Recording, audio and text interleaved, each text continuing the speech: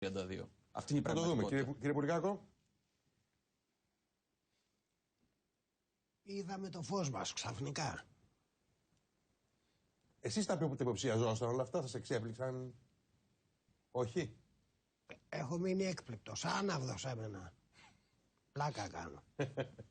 Φαίνεται. Δηλαδή τα ξέρατε. Να μην τα ξέρουμε. Ναι. Εσείς ο ίδιος πριν από πότε, το 95, το 96 περνάγανε από τις εκπομπές σας, ας πούμε, και τους μιλάγατε σαν να είναι κανονικά. Δεν τους ξέραμε τότε όμως. Το ήταν 0,3% ήταν, ούτε το 0,17 ήταν. Τέτοια αθωότητα στις μέρες μας, κύριε Πρετεντέρη. 0,17 ήταν τότε. Δεν υπήρχαν, ήταν περιθωριακή οργάνωση. Όχι ούτε καν οργάνωση, ένα περιοδικό ήταν. Και από περιοδικό γίνανε ένα κόμμα με 325.000 ψηφοφόρους. Αντικατέστησε στην αρχηγία της ΕΠΕΝ τον κύριο Μιχαλολιάκο. Χωρίς να μας έχει πει ότι αποκηρύσω με τα αυνελιγμίας το παρελθόν μου με τον Μπαλτανάκη.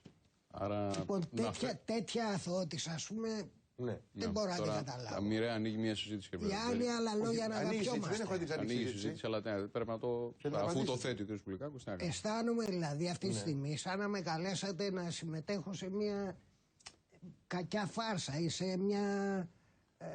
Πώς να το πούμε, σαν ένα κόμικ, σαν σκηνή από κόμικ. Κύριε Πουλικάκο, αυτά που βλέπω είναι φάρσα όλα αυτά.